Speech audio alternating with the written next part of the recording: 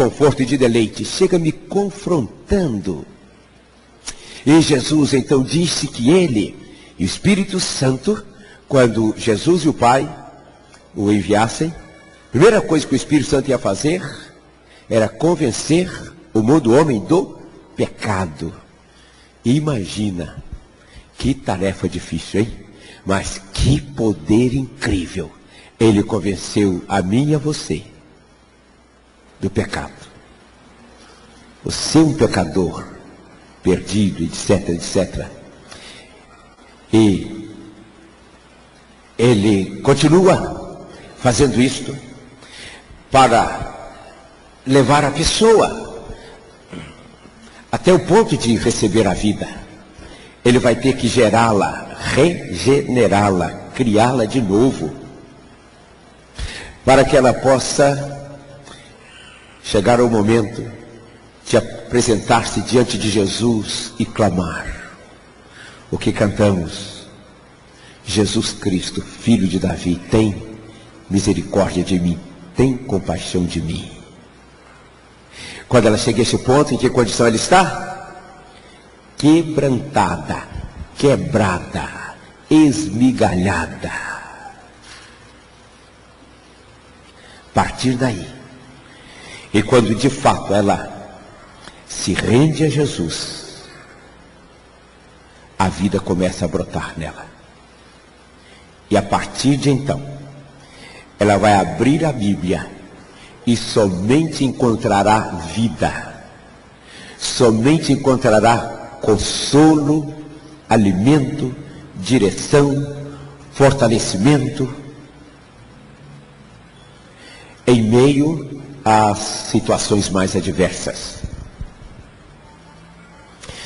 Mas ainda assim, depois de tanto tempo em Cristo, nós, hoje, especialmente, no meu caso, cada vez que abro estas cartas, o pastor Elcio abriu conosco aí com Timóteo, eu sinto duas sensações. A primeira é de tristeza, que dor. Por quê? Quando ele diz destas pessoas que andaram com ele, isto que Elcio abriu de Filipenses capítulo 2, quando o apóstolo Paulo diz que não havia ninguém em todo o círculo dele que sinceramente buscava o que era de Cristo. Ele diz: todos buscam o que é seu e não o que é de Cristo Jesus. Você imagina aquele montão de gente convivendo com o apóstolo Paulo? Ele só encontrou um.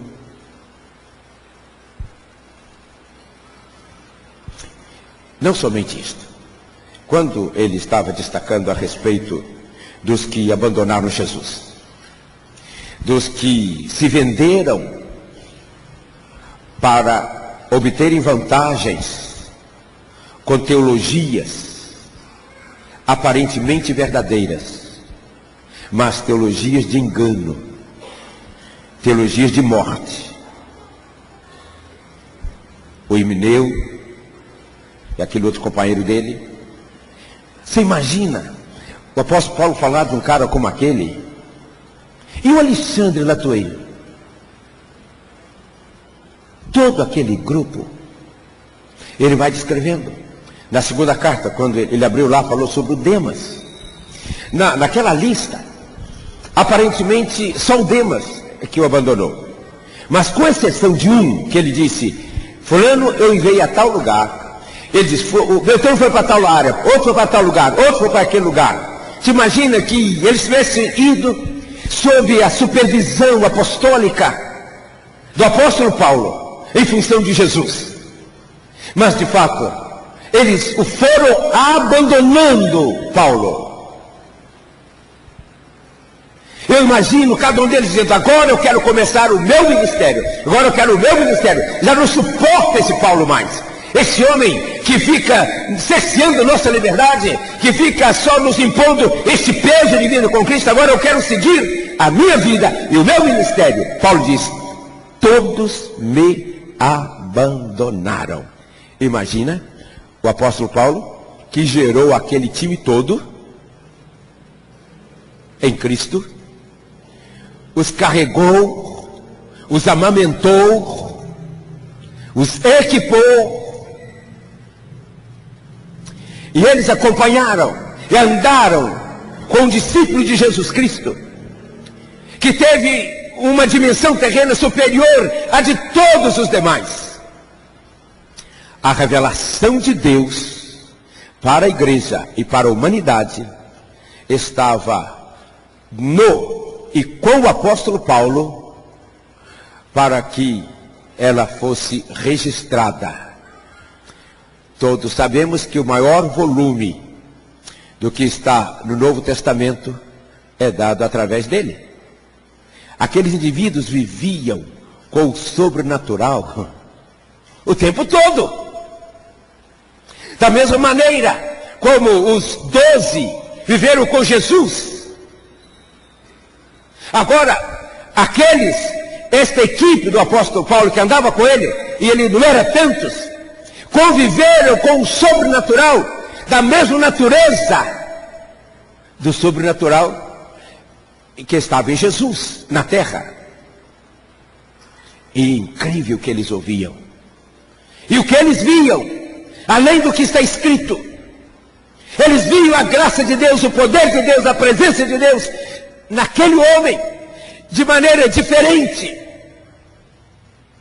Em algum lugar, ele escreveu isso algumas vezes, e disse: sejam meus imitadores, como eu sou de Cristo.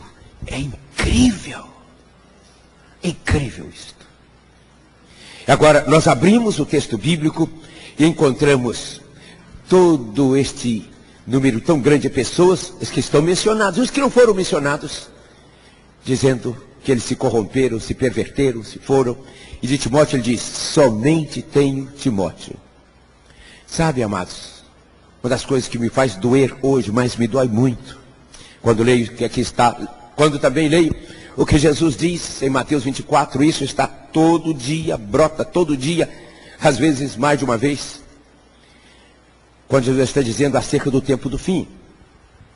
Ele diz que entre os sinais, o amor de quase todos esfriará.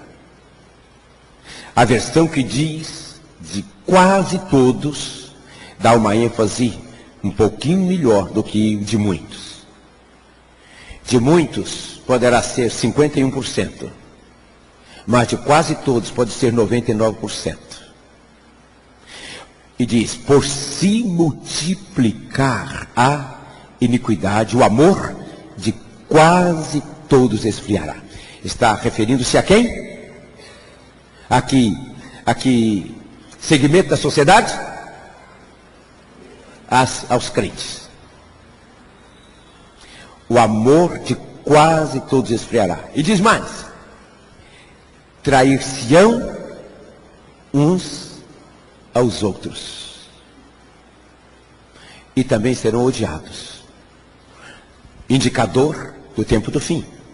A gente abre as cartas a Timóteo, nas duas cartas, o apóstolo Paulo fala várias vezes com ele a respeito do fim. Mas ocorre é que o que está acontecendo naqueles dias, o que ele está dizendo e orientando Timóteo, o quadro que ele retrata aqui para o fim, era a realidade daqueles dias. Então, meus amados, meu choque, minha dor é esta: se no nascimento, quando as coisas estavam nascendo, a igreja estava nascendo, já havia tudo isto, imagina no final, no acabamento. E na segunda carta, no capítulo 3, ele fala acerca do fim dos tempos. De fato, havia uma expectativa de que sempre estávamos vivendo no fim dos tempos. 2000 anos depois, imagina como já está. É triste, não sobra nada. Não sobra nada. Naqueles dias, quando a igreja estava nascendo, quando o que existia era o de melhor que havia. Se no começo estava naquelas condições, como será no fim? Dor. Mas aí eu encontro também a alegria e o conforto. Onde encontro o conforto e a alegria? Nestas cartas, em todos os lugares. Por exemplo, quando ele fala de Timóteo, Timóteo que é fiel,